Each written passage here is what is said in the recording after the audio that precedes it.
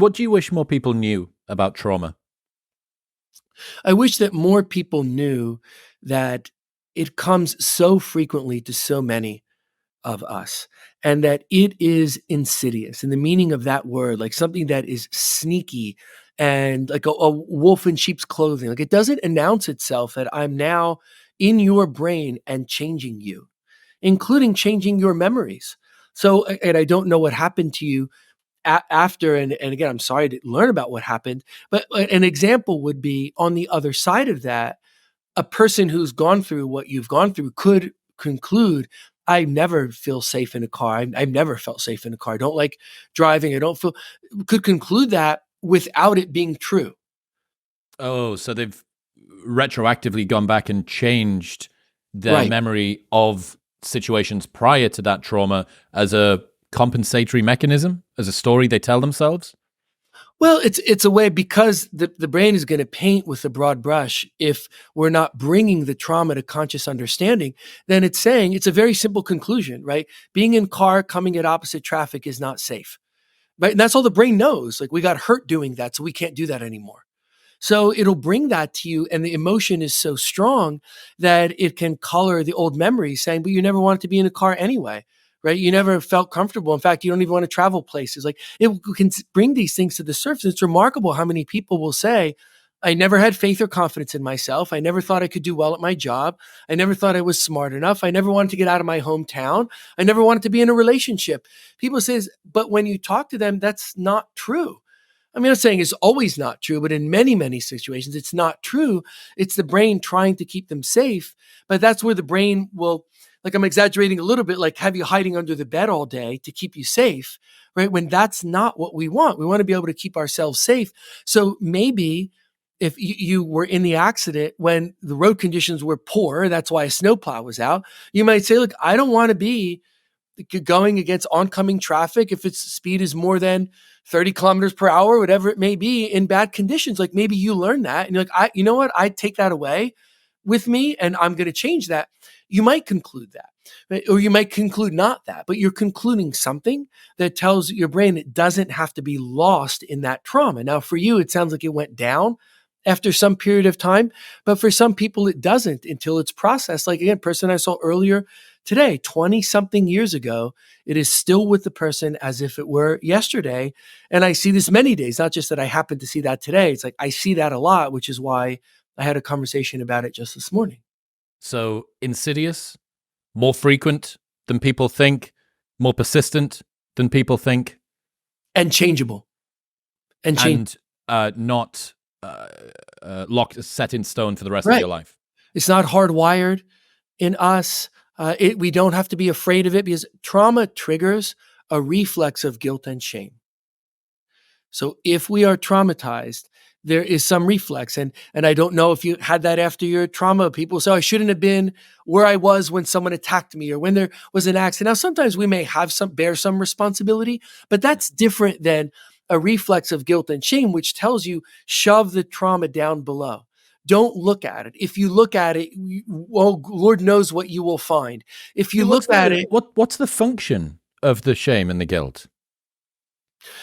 so the function is probably around behavior modification. Again, it's all theoretical, right? But if you think about psychological history of humans and even anthropological psychology, like how humans develop, that we have what are called affects. And I don't want to get too off into the weeds, but neurobiologically, there's a difference between affects, feelings, and emotions. And affects are just aroused in us.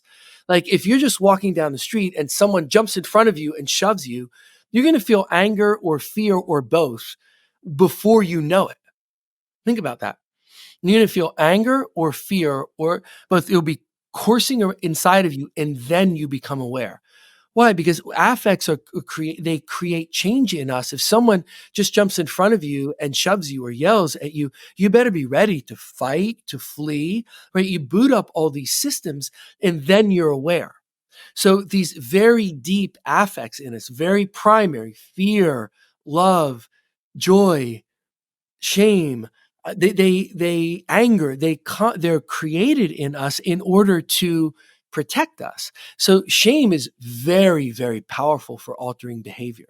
So imagine if you're in small groups of people and you've got the food inside the cave and you close the cave door, and then somebody wakes up in the middle of the night and eats a bunch of the food. The rest of the people may make that person feel ashamed, right? Or they're doing something that makes the supply at risk. Where the people are relieving themselves is too near the food. Then shame is a mechanism of change. Don't do that don't do that again.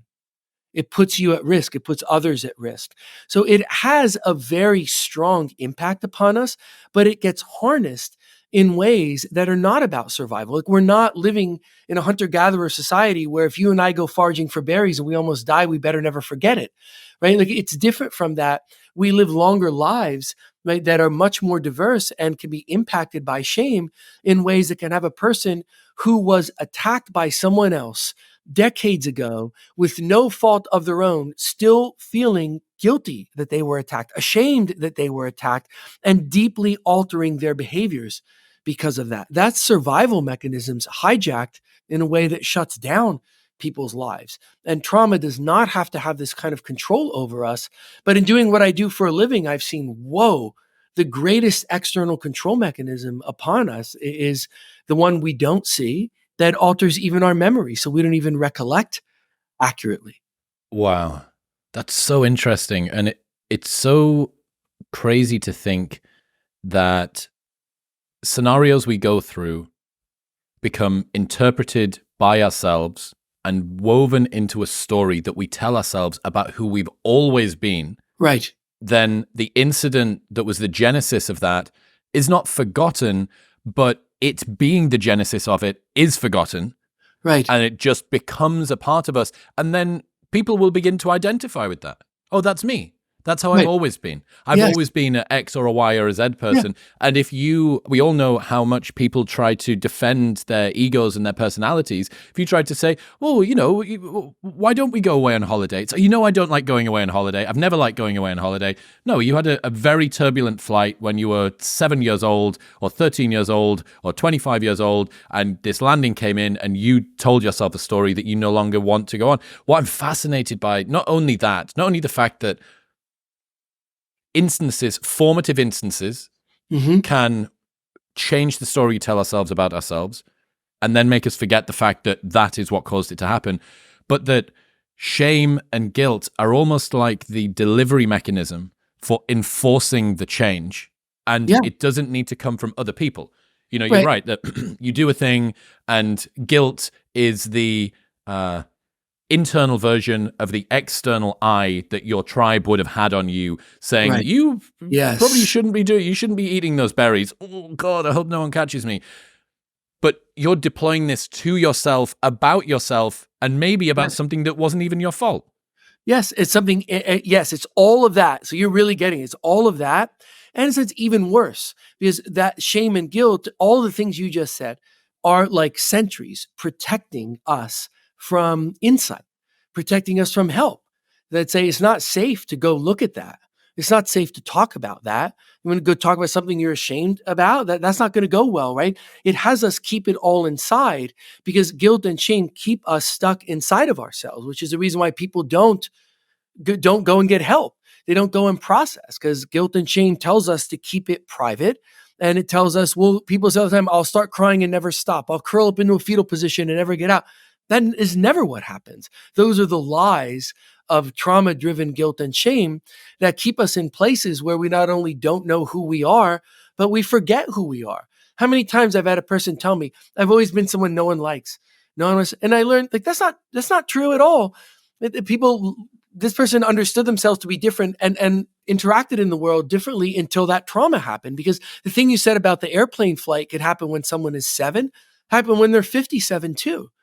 Right? And then we go back and we map the past, which interestingly, English modernism really, really captured this. So it's not like this wasn't known before, but the English modernists like Ford Madox Ford, Virginia Woolf's writing, really, there were others too that started writing about how we retroactively change. I think it was Ford Madox Ford who wrote about if you're eating an apple and it's a goodly apple, I think he wrote, and you get to the center of it and there's a worm, is it retroactively a bad apple?